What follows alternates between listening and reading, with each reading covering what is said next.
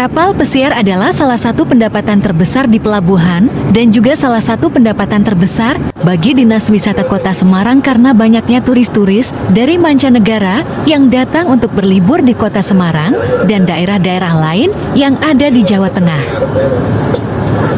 Inilah penampakan kapal pesiar Lela Perosa dengan panjang 131,46 meter dan dapat memuat penumpang hingga 245 orang dengan fasilitas setara hotel bintang 5 di dalam kapal pesiarnya.